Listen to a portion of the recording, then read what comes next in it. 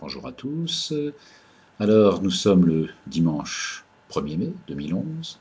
Kate, William, Marine, Jean-Paul, José et les autres. Le peuple est un enfant et le peuple a besoin de rêver. Et qu'est-ce qui fait rêver le peuple? Eh bien, tout dépend de l'endroit où il se trouve. Je vais parler du mariage de Kate et William et je dois dire qu'en tant que Français, on n'a pas tous les éléments pour aborder le sujet. Il faut être anglais pour comprendre toutes les subtilités de la monarchie anglaise et la nécessité à entretenir sur les deniers publics une famille qui n'a aucune réalité démocratique, mais qui donne l'impression à presque tout le monde que le temps s'est arrêté, que l'on vit dans le passé avec la sécurité que cela comporte. Et bien sûr le falbala, les belles robes qui font mouiller les minettes, leur mère et leur grand-mère. Cette part de rêve est planétaire, même si elle est essentiellement britannique. Heureusement pour ceux qui ne sont pas anglais, c'est-à-dire les pauvres des autres pays, il y a d'autres sources de rêves pour oublier la crise et la disette organisée. En France, qu'est-ce qu'on a? Des femmes principalement, Marine en tête, capable de résoudre tous les problèmes quotidiens, Martine et Ségaud, pour faire croire à la solidarité, Anne Lauvergeon, patronne d'Areva, pour faire croire qu'on ne risque rien, Carla, pour jouer à la princesse, faute de reine. Tout ça une histoire de femme. Et pour les autres Français, heureusement, il y a le pinard. C'est pas ce qui manque, et du rêve en bouteille, c'est plus profond que celles qui ne le sont pas, même quand le flacon est vide, car celui-ci se remplace jusqu'à plus soif.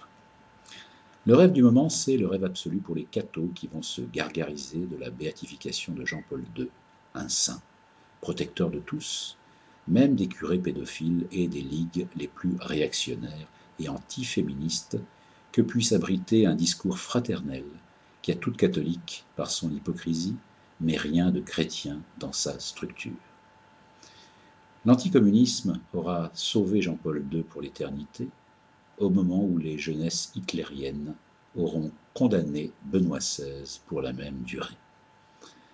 C'est ainsi, alors que l'Espagne, au bord de la faillite économique, continue le rêve footballistique avec José Mourinho en chef d'orchestre du Real de Madrid d'un côté et Guardiola en rebelle catalan de la dissidence de l'autre. Chacun rêve de sa grandeur et du panache incontestable qu'il a sur son voisin de palier. Et chacun donne une dimension existentielle à un pseudo-stratège de bande touche dont la mégalomanie pathétique prend la couleur portugaise d'un certain Mourinho.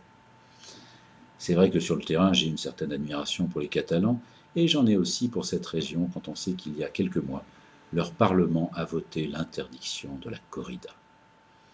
Mais s'ils ne peuvent plus rêver des oreilles et de la queue du taureau, le rêve peut se déplacer ailleurs, entre personnes adultes et devenues enfin civilisées.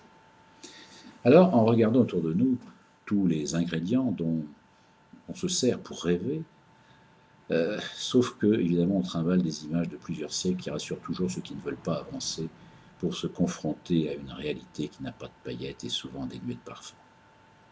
Alors, pour tous ceux que Kate, William, Marine, Jean-Paul, José et les autres font rigoler, et qui vont, en zigzagant, chercher des rêves par la porte étroite de leur propre vie, je dirais, et encore, bravo.